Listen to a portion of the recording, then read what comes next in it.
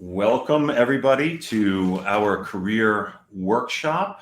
My name is Jason Sanders, and I am here with Jonathan Phillips. We'll introduce ourselves in a minute, but just so that we know that we're all in the right place, this event is about understanding and using your network. It is specifically for mid to senior level professionals looking for a new position who are in a place where they may be stuck on the networking phase of their job search, which is something that is not uncommon for any of us.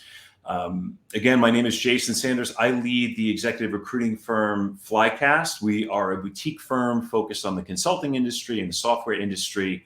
I have helped many global companies like Bain, BCG, and Accenture find executives. But more importantly, for this session, I have spoken with, counseled, and placed thousands of executive job seekers over a long career. I'm going to let my partner Jonathan introduce himself now. Yeah, Jonathan Phillips, CEO of Magellan. I spent the first 10 years of my life working for a major oil company, Shell Oil. And since then, last 25 years, I've been placing partners and building groups in major consulting firms. I built service groups in some major Fortune 500 firms and counseled thousands of executives about what to do next. Enough so that I actually ended up writing a book called Living Your Best Career to talk about this, and really glad that Jason has taken the initiative to set up these workshops. It's great to be able to reach back to candidates who are trying to figure out what to do next and try and help. Great. So today's topic is understanding and using your network. Jonathan, do you want to comment? Why is that an important topic for us to be speaking about?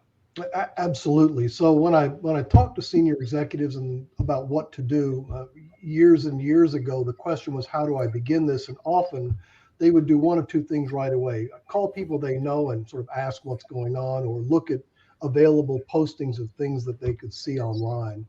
I think from the beginning it became clear you need to think carefully about your network.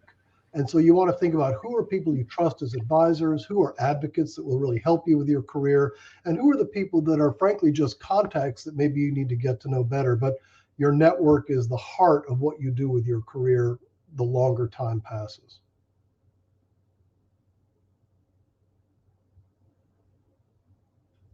Within an organization that you're working with and for, and outside once you decide to change positions, among other things. So we are talking here not because it's easy to network, but because there are obstacles to networking.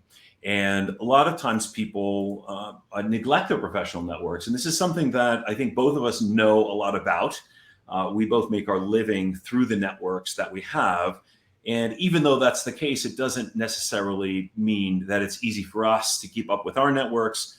And how much more that would be the case if you're in a profession where that is not central to what it is that you are doing as a professional. What do you think about that, Jonathan? Absolutely. I mean, when I first thought about networking, it was about how to develop business for Magellan, which is clearly a networking activity. When I talked to executives, what I began to realize very quickly was their networks became extraordinarily important when they decided to do something different. And so I now encourage people, even early stage in their careers, begin developing your network. Who do you enjoy working with? Who do you respect? What sort of things are you passionate about addressing? And keep nurturing those network connections, devote the right amount of time, and just keep it up really from the beginning of your first job. So it's easy to say. I venture to guess that anybody here that's in this meeting knows that, right? Or at least to some degree knows some of that. So what's holding us back?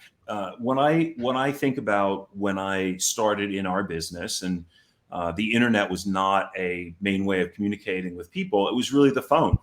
And so we had, in our profession, was called telephone resistance. I think it was something in sales in general.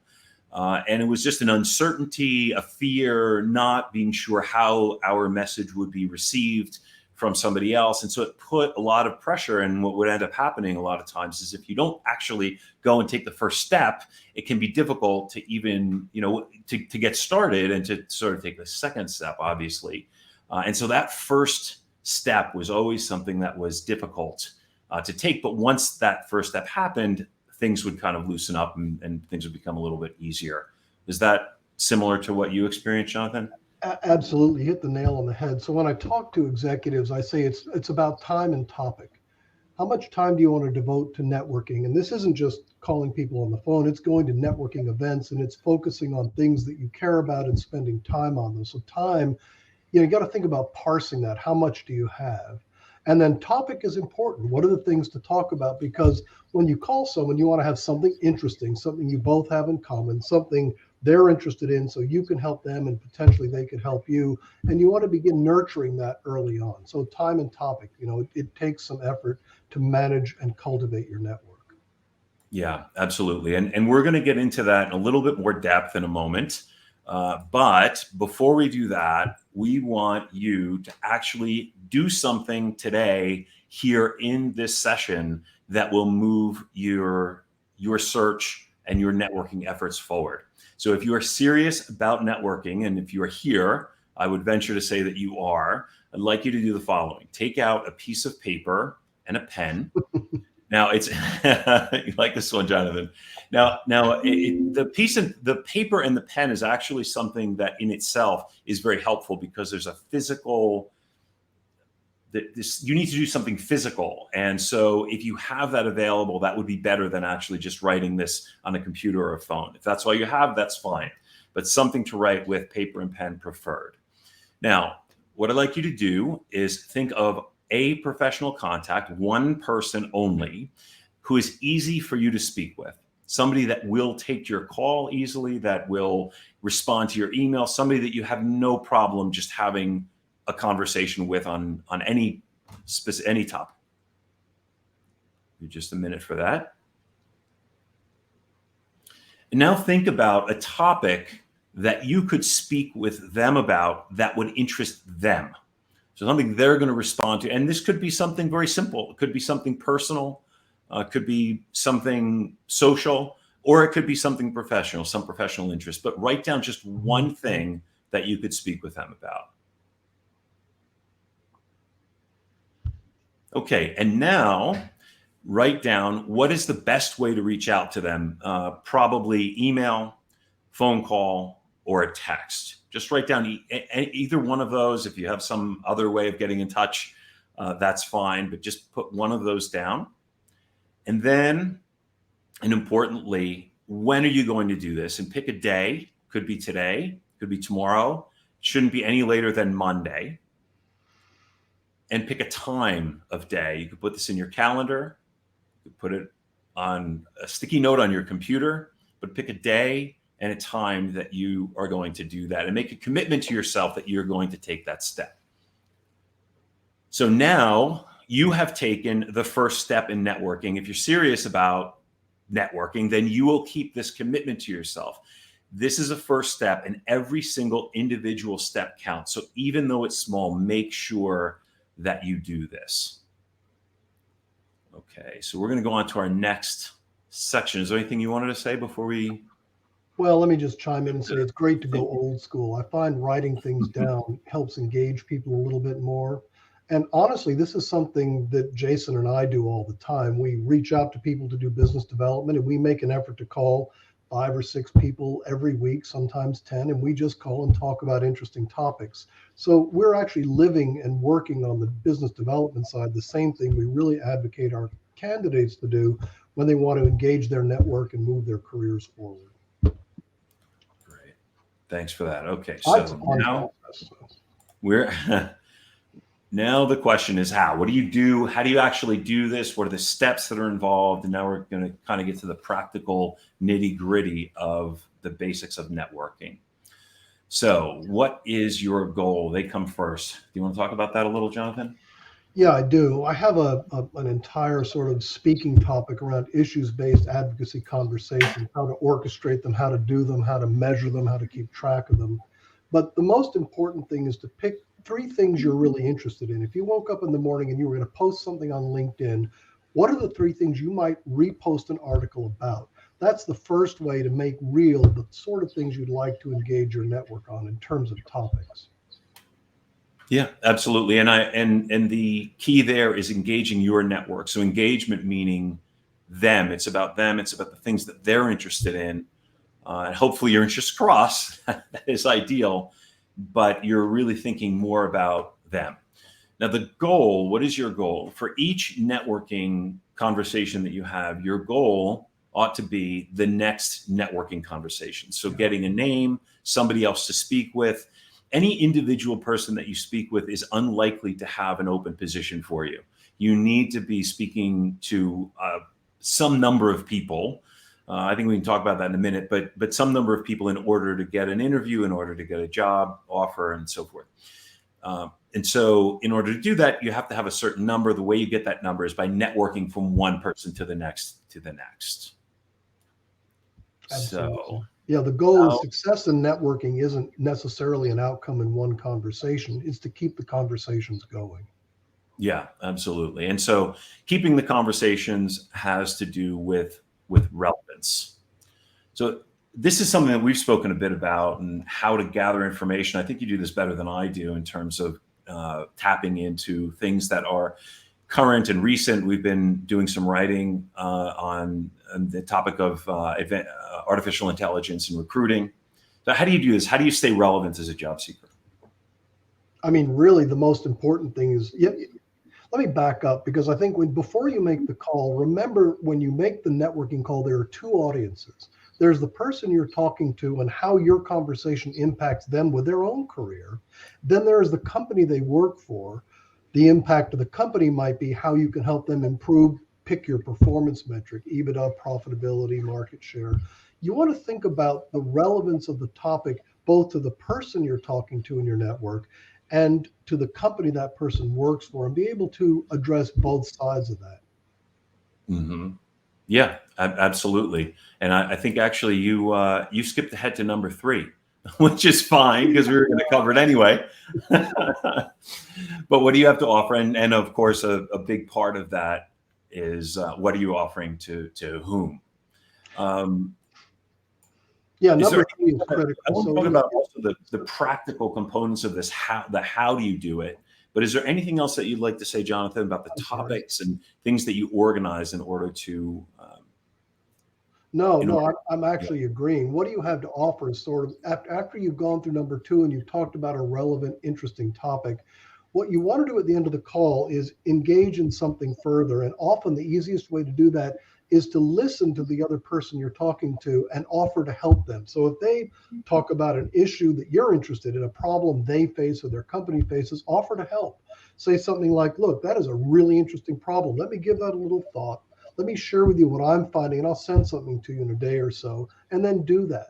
Often offering to help is the best way to move things forward and to create a mutually beneficial relationship. Yeah, it's really true. And it's as somebody that is receiving that call, so as a recruiter, I speak with a lot of people that are looking for position. When somebody actually offers to help, sometimes it's a nice surprise. I mean, it's kind of surprising, but that not more people do that. But so I would recommend that if nothing else, even if you can't actually help them, just the gesture is important. One of the things that I think you may have noticed in the course of this conversation so far is that we have not talked about asking somebody if they have an open position for you, and that probably best left for another time is a very important thing to keep in mind. You create a binary yes/no situation. If you ask somebody if they have an open position, the conversation starts to rapidly close and you don't get to your goal of getting to the next person. I'm going to skip ahead one. I know you've probably got something to say about that, but I really want to talk about the system here. And this is really important. What is your follow-up system? So you reach out to somebody, you send them an email, voicemail, text, whatever, and then do you just let it go if they don't get back in touch with you? What do you do? This is my personal system for doing this. You may have something different. You can modify it, but basically this is the way that I do networking. I reach out to somebody with a very brief email. Typically would be no more than 3 sentences. Hi, how are you? Something that I remember about you, something that I'm doing, best regards. The follow-up, if somebody does not get in touch with me, would be a voicemail. That's usually about 2 days later. Could be an email, could be a voicemail, but it's 2 days later than that. could be then a text, voicemail, or email about a week later, then 2 weeks later, then a month later, then a year later. So basically it's, to start 2 days later, 3 days, I don't remember exactly the days, but 3 days later, a week, 2 weeks, a month, a year, so that you have something that allows you to stay focused and not feel like you're pushing too hard or that you're not doing enough. If you keep to a schedule, you'll kind of get that balance struck before you get started. And how about celebrating your wins, Jonathan? Do you want to take that one? Absolutely. So as you have these conversations and you get to the next conversation, that's a win. So you want to just be understanding of yourself and not apply too much pressure, that while your goal and outcome might be to find another job, and the difference between a job and a career is another topic for us to go over at some point. But the win in this is actually the building, the deepening, and the strengthening of relationships. Because while you have in mind, I need to do the next thing, all the relationships you build in your network while looking for the next thing will help you in the next thing. And your career journey, in the end, the longer you stay on your career journey, the more important are the people, the networking, the relationships, and the topics you have. Every time you engage in those, that's a win. Yeah, absolutely. And celebrate them. Yeah. For sure, because it is difficult. It is an absolutely difficult thing to do, to go through a job search. So we're going to open to questions. We're doing these presentations weekly. The next couple of topics that we have are job applications. So actually applying for a job on LinkedIn or elsewhere. Networking with recruiters will be one. We'll be doing one on LinkedIn specifically. We'll talk more about that. If there is anything that you would like us to speak about, please let us know here in the session, in comments on LinkedIn, send an email, whatever makes sense. I see a question from Supriya. Hi, Supriya. It says, please clarify, they refers to the person with whom you're networking or your goal. I'm not exactly sure the context of that. If you want to clarify it, I'll see if we can answer it. Otherwise, if anybody has any questions or comments they'd like to add, please feel free. Let me make a comment, and then I actually want to address Priya's question. So job applications is not just LinkedIn job applications. It's how do you apply when you found a job you like. The things Jason and I are going to talk about go way beyond just filling out an application on LinkedIn, but how you find the right person to talk to and how you deepen the application process, not to get stuck in applicant tracking systems. Yeah. So for Supriya, if she says, when I think about they, I think about the person and the firm. Your own goals are important, but you need to think about the goals of the firm you're about to talk to and the person you're about to talk to. So there are really three audiences for they each time for you to think about before you make the call. Mm-hmm. Yeah, I got it. Yeah, and I think excuse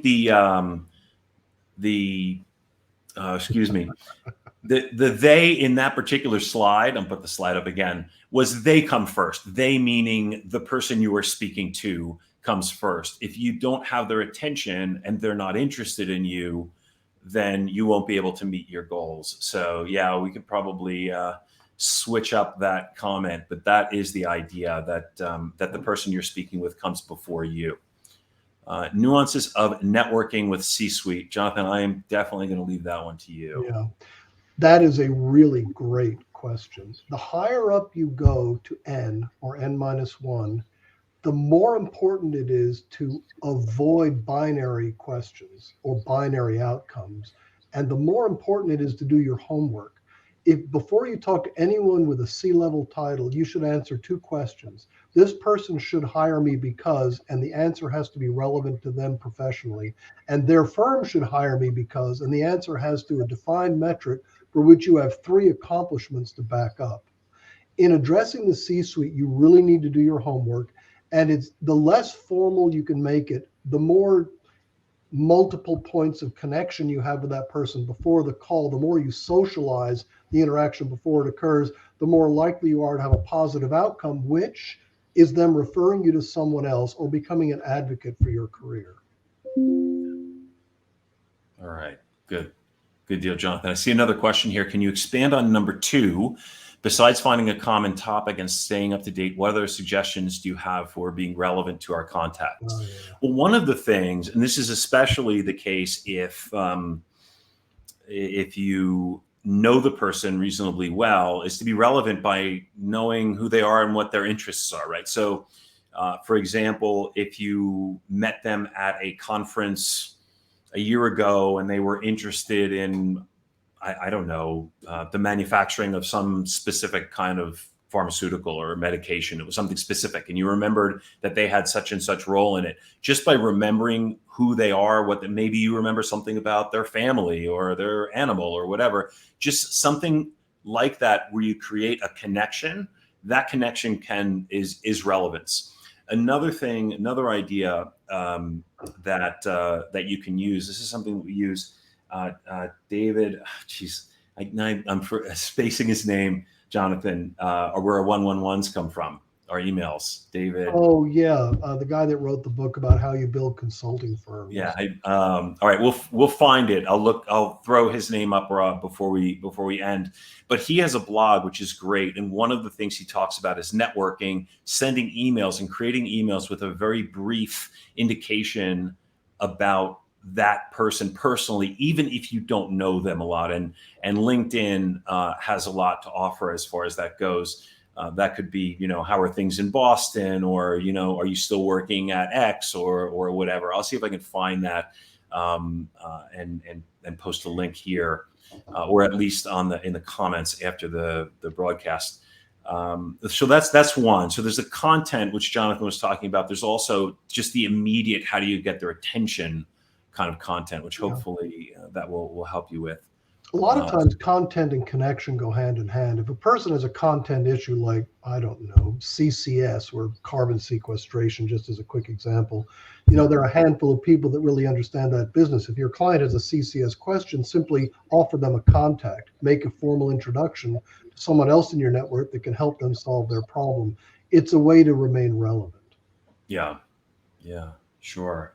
All right. I think we might have one more. David Meister. No, you're showing your age, Marty.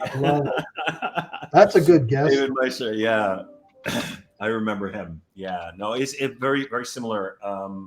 I'll see if I can find him. I just got an email from him this morning, and he's a great guy. Let's see. Yeah, here he is. David Fields. David Fields, davidafields.com. And if you go into davidafields.com's blog and you poke around there for networking, you will find it. His blog is well organized and searchable, and you'll be able to find it. So I'm going to actually post this in the comments. Maybe you can see it. Oh, I can't post the comments here. So it's davidafields.com. Check out his blog. There's some really good ideas there about networking.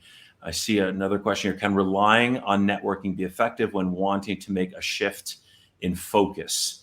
Yeah. Absolutely. Yeah. I mean, it's key to that. Do you want to talk about that, Jacob? Yeah, it's a really great question because it speaks to our previous topic, narrow versus broad. In any job search, it's good to begin narrow with your own network and then broaden by looking at jobs after you've talked to your own network about the shift in focus you want to make, which is usually around some career issue. Go to the people you know that know you to get that first ranging in advice. Then look more intelligently at the open job market. That would be my comment there. Yeah, good. And with that, I think we will wrap up this session. We hope to see you next week. Please get in touch. Please let us know if there's anything in particular that you'd like to hear us speak about. We've got some things lined up, but your input would be great. And we'll see you next time. Yeah, thanks everybody for coming. It's always our pleasure. Call anytime. Bye-bye. Bye-bye.